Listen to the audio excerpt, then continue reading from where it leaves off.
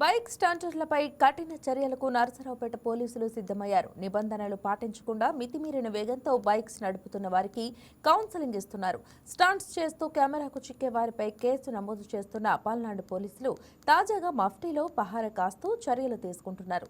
Traffic rules పాటించని వారి bikes seize చేస్తున్నారు. ప్రజలకు రాకపోకలకు ఇబ్బంది కలిగించే చర్యలు మానుకోవాలని హితవు పలికారు. చూస్తే అతని ఇది నిన్న మొన్నట్లో మేము కూడా సోషల్ మీడియాలో చూసాము. ఇన్ఫర్మేషన్ అయితే లేదు, కానీ పిల్లలు మాత్రం బైక్ రైడ్లు చేసినట్టుగా సోషల్ మీడియాలో చూసాం. ముఖ్యంగా నర్సాపేట SRKD జంక్షన్, అలాగే పులపాడు జంక్షన్, చిరుగలూరుపేట కొత్త బైపాస్ లో కూడా చేసినట్టు తెలుస్తుంది. ఆ వ్యూ చూస్తే ముఖ్యంగా మోను అనే వ్యక్తి అతను స్టంట్ చేయడం అలవాటు లాగా ఉంది అతనికి. ఇంతకుముందు కూడా చూస్తే అతని ప్రొఫైల్ ఓపెన్ చేస్తే మొత్తం కనిపిస్తా ఉన్నాయి. ఆ కుర్రాడే వీళ్ళందరినీ మోటివేట్ చేసి తీసుకెళ్ళినట్టు తెలుస్తుంది.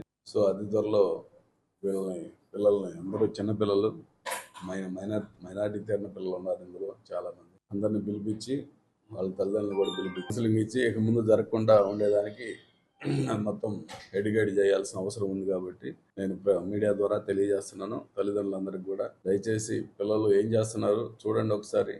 కాలేజీల్లో కూడా ఇలాగే గంజాయికి అలవాటు పడుతున్నారు. పట్టించుకోకపోతే గంజాయిలు అలవాటు పడతారు. గంజాయి అలవాటు పడితే పిల్లోడు మనకి దక్కడు. సో ఆ యాంగిల్లో కూడా మీరు చూడండి. అలాగే మీరు బైక్ ఇవ్వద్దు, అసలు బైక్ ఇచ్చే పని అయితే బైక్ తో పాటు ఖచ్చితంగా హెల్మెట్ ఇవ్వండి. హెల్మెట్ ఇవ్వకుండా మీరు ఆ విధంగా రైలు చేపిస్తా ఉంటే అక్కడ పడితే అతనితో పాటు అవతల వాళ్ళకు కూడా ఇబ్బందులు ఉంటాయి. కాబట్టి తల్లిదండ్రులు గమనించాలని ఈ సందర్భంగా కోరుతున్నాను. ఇది నిన్న మొన్నట్లో మేము కూడా సోషల్ మీడియాలో చూసాము. ఇన్ఫర్మేషన్ అయితే లేదు, కానీ పిల్లలు మాత్రం